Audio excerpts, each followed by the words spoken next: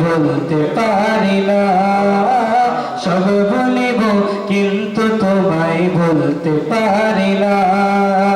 ভুলিনি ভুলবো না, ভুলতে পারি না, ভুলিনি ভুলবো না, ভুলতে পারি না, সব ভুলিব কিন্তু তোমায় ভুলতে পারি না, সব ভুলিব কিন্তু তোমায় ভুলতে পারি না। এসব নামে তুমি ছিলে অলক্ষণের দেশ, বড়ই মারাত্মক যে ছিল তোমার পরিবেশ।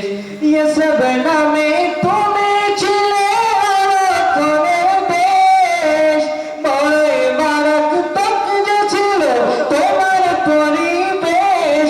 আরে নবীর ছোঁয়া পেয়ে হলো শাহে মদিনা, কেন না সুবহানাল্লাহ।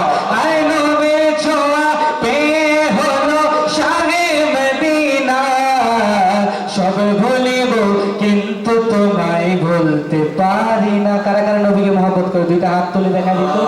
সবাই নবীকে মহব্বত করি তো ইনশাআল্লাহ, সবাই মিলে বাংলা গান করতে পারবো তো। সব ভুলিব কিন্তু তোমায় ভুলতে পারি না, সোনার মদিনা আমার প্রাণের মদিনা, সোনার মদিনা আমার প্রাণের মদিনা, সব ভুলিব ভুলতে পারি না।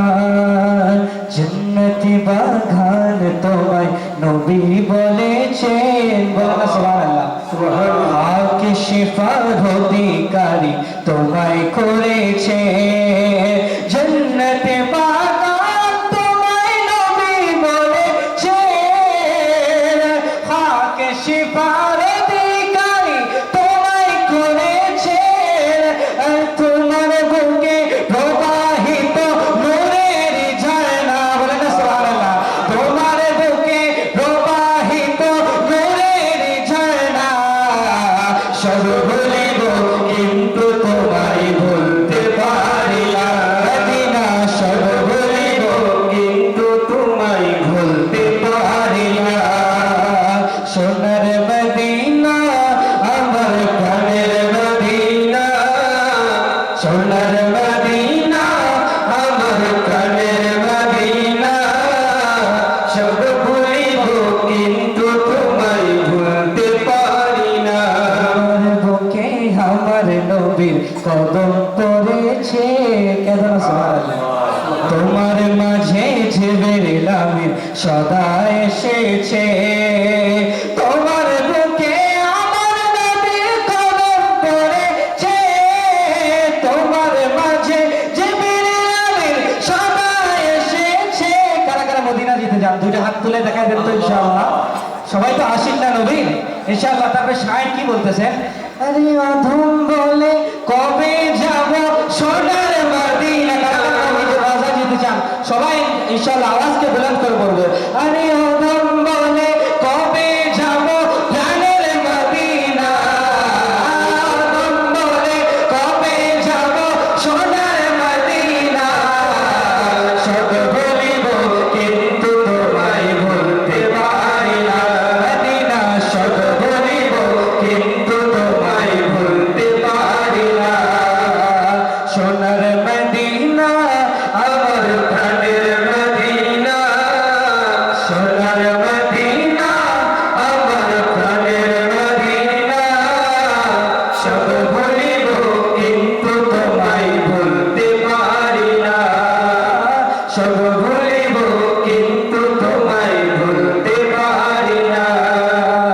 ভুলিনি ভুলবো না, ভুলতে পারি না, ভুলিনি ভুলবো না, ভুলতে পারি না, সব ভুলিব কিন্তু তোমায় ভুলতে পারি না, সব ভুলিব কিন্তু তোমায় ভুলতে পারি না।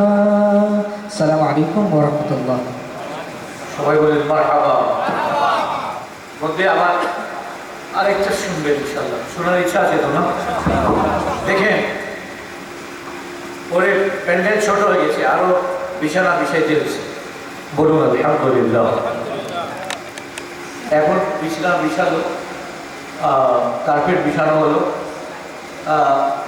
যারা দাঁড়িয়ে আছেন তাদের দৃষ্টি আকর্ষণ করছি, তারা বসে যান। বলছিলাম কোরআনে কারীমের একটি আয়াতে কারীমা খুব সুন্দর করে শুনুন। পৃথিবীতে অনেকগুলো ধর্ম আছে, অনেকগুলো ধর্ম আছে, আপনি হাতে গুনে শেষ করতে পারবেন না। কিন্তু জানেন আল্লাহ তাআলা চ্যালেঞ্জ করতেছেন, আল্লাহ চ্যালেঞ্জ করে বলতেছেন ইন্নাদ-দীনা ইনদাল্লাহিল ইসলাম। শোনো, ইসলাম ব্যতীত যতগুলো ধর্ম আছে এগুলো সব মানুষের বানানো। কার বানানো? জোরে হাত তুলে বলেন, কার বানানো? মানুষের বানানো।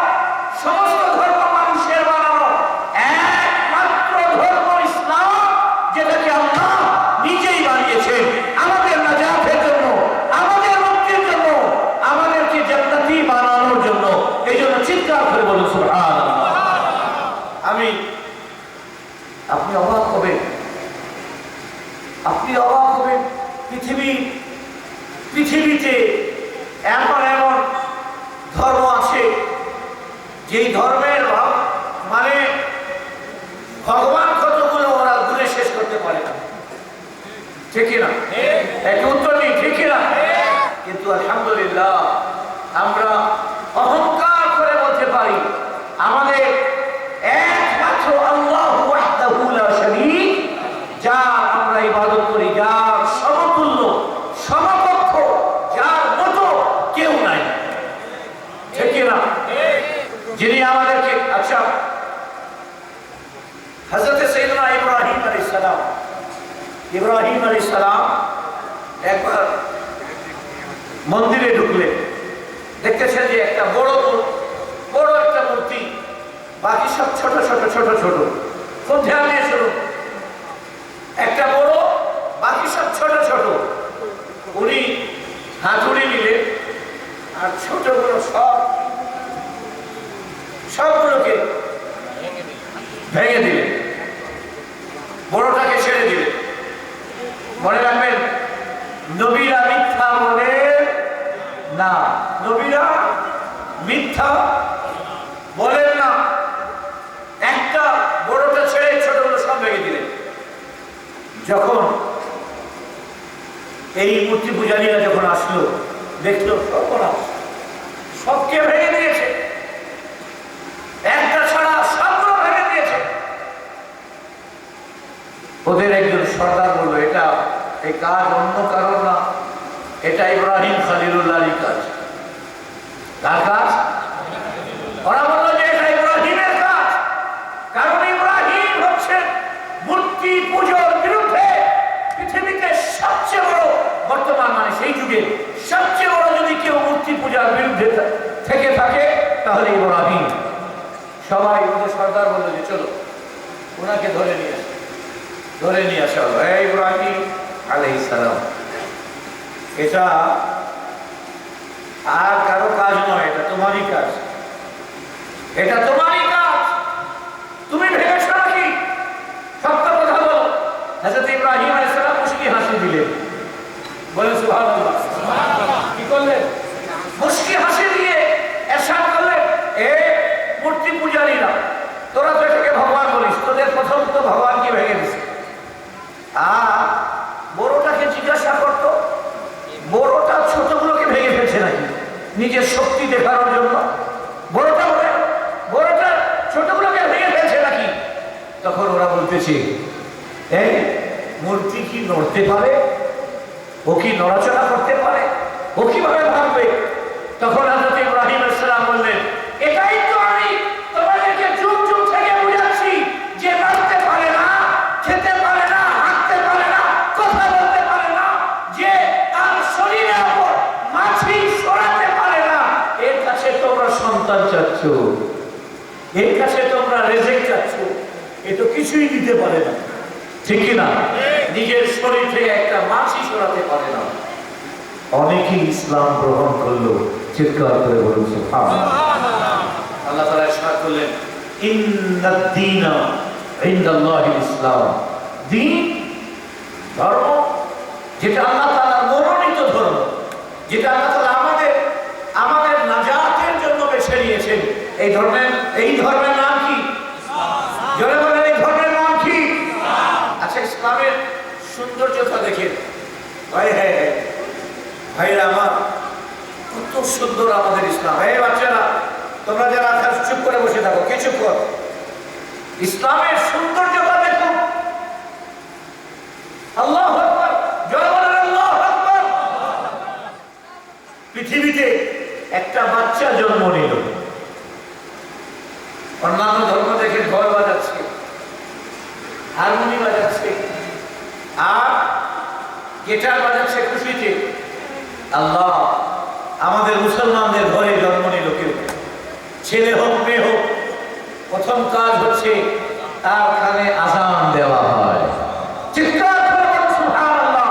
শোনো, প্রথম কথা, তুমি পৃথিবীতে আসার সাথে সাথে যে প্রথম শব্দটা শুনবে, এই শব্দটার শব্দ হচ্ছে আল্লাহু আকবার। জোরে হাত তুলে বলেন আল্লাহু আকবার। অর্থ কি? আল্লাহ মহান, আল্লাহ ইজ দ্য গ্রেট, আল্লাহ সবচেয়ে বড়, আল্লাহ ইজ গ্রেট, আল্লাহ মহান, আল্লাহর মতো কেউ নাই, আল্লাহ তাআলা সমস্ত গুণের অধিকারী। এরপরে শব্দটা হচ্ছে আশহাদু আল্লা ইলাহা ইল্লাল্লাহ, আমি সাক্ষ্য দিচ্ছি আল্লাহ ছাড়া কোনো মাবুদ নেই। জোরে বলুন সুবহানাল্লাহ। আমি সাক্ষ্য দিচ্ছি আল্লাহ ছাড়া কোনো মাবুদ নেই। আশহাদু আন্না মুহাম্মাদার রাসূলুল্লাহ, আমি আরো সাক্ষ্য দিচ্ছি মুহাম্মদ সাল্লাল্লাহু আলাইহি ওয়াসাল্লাম তিনি হচ্ছেন আল্লাহ তাআলার রাসূল। এরপরে ওই বাচ্চাটা বয়স কত? এখন বয়স কত? আধা ঘন্টা, পৌনে ঘন্টা তার বয়স। তার কানে বলা হচ্ছে হাইয়া আলাস সালাহ, নামাজের দিকে এসো। জোরে বলো সুবহানাল্লাহ। সুবহানাল্লাহ। হাঁটতে পারে না, জোরে বাবা বলতে শিখে নাই, আম্মা বলতে শিখে নাই, ঠিক কি না? হাতে ওকে কিছুতে ধরতে শিখে নাই, তাকে কানে বলা হচ্ছে হাইয়া আলাস সালাহ, আসো আসো নামাজের দিকে এসো। এখন তার উপর নামাজ ফরজ হয় না, ও কি হাঁটতে পারে, চলতে পারে, ওযু করতে পারে? এরপরে ও কানে কেন বলা হলো হাইয়া আলাস সালাহ? মানে হচ্ছে এখন থেকে শুনে নাও, পৃথিবীতে তোমাকে একটা কাজ দেওয়া হয়েছে, সেই কাজের নাম হচ্ছে নামাজকে তুমি কায়েম করবে। চিৎকার করে বলুন সুবহানাল্লাহ। এরপরে তাকে বলা হলো হাইয়া আলাল ফালাহ। কি বলা হলো? হাইয়া আলাল ফালাহ, নামাজের জন্য সেটা তো বলা হলো। তুমি যদি কামিয়াব হতে চাও, তুমি যদি কল্যাণ পেতে চাও, তুমি যদি পৃথিবীতে সাকসেস হতে চাও, হাইয়া আলাল ফালাহ, চলে আসো ফালাহের দিকে, কামিয়াবির দিকে, সাকসেসের দিকে আসো। আর সাকসেসটা কি, কামিয়াবিটা কি, আপনার সফলতাটা কি? রাসূলুল্লাহর সুন্নাতের দিকে চলে আসো। পৃথিবীতে কেউ তোমাকে আনসাকসেস করতে পারে না। নবী করিম আলাইহিস সালাতু ওয়াস সালামকে মুহাব্বত করতে শুরু করো, পৃথিবীতে কোনো জায়গায় ফেল হবে না। সুবহানাল্লাহ। চিৎকার করে বলুন সুবহানাল্লাহ। সুবহানাল্লাহ। হাইয়া আলাস সালাহ, হাইয়া আলাস সালাহ। কানে দেওয়া হলো আযান। লক্ষ্য করছেন এখন তরুণরা জায়গায় জায়গায় আমাদের বাংলাদেশে ক্লাব করা আছে, ঠিক আছে? গোলাপ ফুল ক্লাব, কি একতা ক্লাব, অমুক ক্লাব, তমুক ক্লাব, ক্লাব করা হয়েছে। ক্লাবে দেখবেন ভিড় লাগাচ্ছে, মসজিদে নামাজি নাই। জোরে উত্তর দেন, ঠিক না? ক্লাবে ভিড় লাগাচ্ছে, কেউ ক্যারাম খেলতেছে, কেউ ওখানে তাস খেলতেছে, কেউ দাবা খেলতেছে, ক্লাব একেবারে জমজমাট। কিন্তু ফজরে আল্লাহ তাআলার ঘরে দুটা কাতার হয় না। ওই 60 বছরের, 80 বছরের, 85 বছরের মুরব্বীরা লাঠি নিয়ে যায়। ছেলেরা তো সারা অনেক রাত পর্যন্ত ক্লাবে বসে টিভি দেখেছে, মোবাইল নিয়ে হাতে মোবাইল টিপাটিপি করেছে। ঘুমাতে ঘুমাতে রাত 2:30-3টা বেজে গেছে। 4:30টায় ফজরের আযান। এখন কি মোমেন্ট পরে 1 ঘন্টার মধ্যে ওর চোখ খুলবে? শয়তান তোর পা টিপতেছে, বেটা তোকে ক্লাবে বসাইলাম, টিভি দেখাইলাম, মোবাইলে কত ধরনের ড্রামা দেখাইলাম, এখন যাবি ছোটবেলায় যে তোকে কানে দেওয়া হয়েছিল হাইয়া আলাস সালাহ, নামাজের দিকে আসো, এখন যাবি, আমি তোর পা টিপে তোকে নামাজে যেতে দেব না। চিৎকার করে বলেন নাউযুবিল্লাহ। মনে রাখবেন, মহল্লাবাসী সবাই শুনো, হযরত সাইয়্যিদুনা আব্দুল্লাহ ইবনে মুবারক, জোরে বলুন নাম কি? আব্দুল্লাহ, আমার সাথে বলুন আব্দুল্লাহ ইবনে মুবারক। অনেক বড় একজন মুহাদ্দিস, তাবেঈ বুজুর্গ। উনি রাস্তা দিয়ে হেঁটে যাচ্ছিলেন। খুব ধ্যান দিয়ে শোনো, দোকানদার যারা আছে তারাও শোনো, ঘরের মধ্যে যে মহিলা আছে তারাও শোনো, এখানে যারা আছেন তারাও শুনেন, তরুণরা যারা রাস্তায় আছে তারাও শোনো, বিছানায় যারা শুয়ে আছে আমার আওয়াজ যাচ্ছে কানে তারাও শোনো, সোশ্যাল মিডিয়ার মাধ্যমে লাইভ দেওয়া হচ্ছে বা রেকর্ড করা হচ্ছে, এখন যারা শুনতেছে তারাও শোনো, পরে যারা রেকর্ড শুনবে তারাও শোনো ভালো করে। আব্দুল্লাহ ইবনে মুবারক রাদিয়াল্লাহু তাআলা আনহু রাস্তা দিয়ে যাচ্ছিলেন। সন্ধ্যা হলো। আগে কি ছিল? সফরের কি সিস্টেম ছিল? কাফলা দিয়ে মানুষ হাঁটত। 150-200 জন মিলে এখান থেকে মনে করেন দিল্লি যাবে, 150-200 লোক এক জায়গায় হলো, ঘোড়া উট যা নেবার নিল, রওনা হলো। হাঁটতে হাঁটতে হাঁটতে হাঁটতে যখন সন্ধ্যা হতো এক জায়গায় তারা পড়াও দাঁড়ত। ঠিক না? ওই সময় গাড়ি ছিল না, ফ্লাইট ছিল না, প্লেন ছিল না, ট্রেন ছিল না, হেলিকপ্টার ছিল না, বাস ছিল না, এভাবে মানুষ চলাফেরা করত। এক জায়গায় স্টে করলেন, এক জায়গায় বিছানা দেওয়া হলো।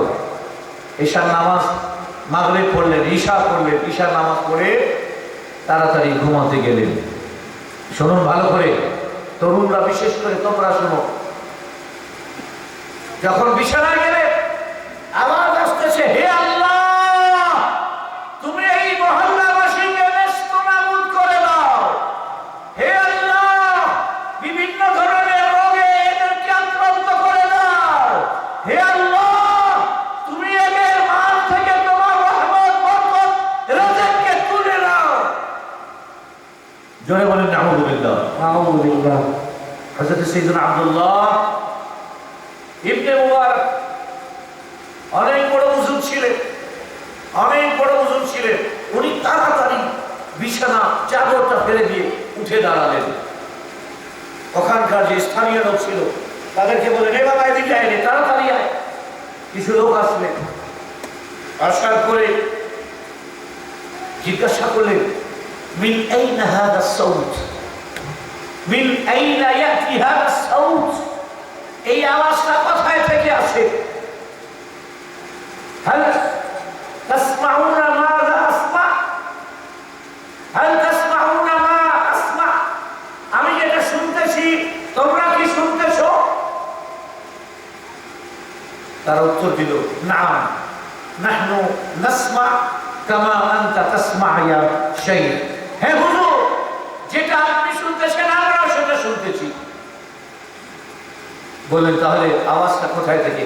বলে হুজুর প্রতিদিন রাত্রে আওয়াজ আসে, এই আওয়াজের কারণে আমাদের খেতে ফসল হয় না, গাছে ফল হয় না, আমাদের গ্রামে একটা রোগ, একজন বাবা অসুস্থ, সুস্থ না হতে হতে মা অসুস্থ, মা সুস্থ না হতে হতে তার মেয়ে অসুস্থ, মেয়ে সুস্থ না হতে হতে তার ছেলে অসুস্থ, রোগ লেগেই আছে, আমাদের খেজুরে ফল ধরে না, খেজুর গাছে ফল ধরে না। সবাই শুনতেছেন তো না? বুঝতেছেন? যারা যারা বুঝতেছেন একটু হাত তুলেন দেখি, জোরে বলেন আলহামদুলিল্লাহ। সাইয়্যিদুনা আব্দুল্লাহ ইবনে মুবারক রাদিয়াল্লাহু আনহু বলেন, আনা উরিদ আন আরা, আমি চাই নিজের চোখে এই জায়গাটা দেখবো। আমাকে নিয়ে চলো। কয়েকজনকে নিয়ে হাঁটতে শুরু করলেন। ওই সময় যে সিস্টেম ছিল লেম জ্বালার লেম জ্বালালে হাঁটতে শুরু করলেন। করতে করতে করতে করতে দেখতেছেন পাহাড়ের ওই পারে একটা জায়গা আছে, ওই জায়গা থেকে আওয়াজ আসতেছে, আল্লাহ আল্লাহুম্মা আহলিক হাযিহিল ক্বরিয়া, আল্লাহ এই ক্বরিয়া, এই গ্রামকে, এই ভিলেজকে তুমি ধ্বংস করে দাও। ওয়াল্লাযীনা ইয়াসকুনুনা ফি হাযিহিল ক্বরিয়া, যারা এই গ্রামে বাস করে তাদেরকে ধ্বংস করে দাও। আওয়াজ আসতেছে, ছেড়ে দেন, নিজে চলে যাবে, অসুবিধা নেই। যখন এ ধরনের আওয়াজ আসলো, হযরত আব্দুল্লাহ ইবনে মুবারক দাঁড়িয়ে গেলেন, বলেন এই আওয়াজটা এখান থেকেই আসতেছে। বলে হ্যাঁ হুজুর। বলেন যে একটা কাজ করো, এই জঙ্গলটা পরিষ্কার করো। জঙ্গলটা পরিষ্কার করা হলো, খুব ধ্যান দিয়ে শুনো, জঙ্গল পরিষ্কার করা হলো। জঙ্গল যখন পরিষ্কার করা হলো, হযরত সাইয়্যিদুনা আব্দুল্লাহ ইবনে মুবারক রাদিয়াল্লাহু তাআলা আনহু বলেন, আমি তখন দেখলাম মসজিদের মতো চবুতরা বানানো আছে। বলে সুবহানাল্লাহ, মসজিদের মতো চবুতরা বানানো আছে।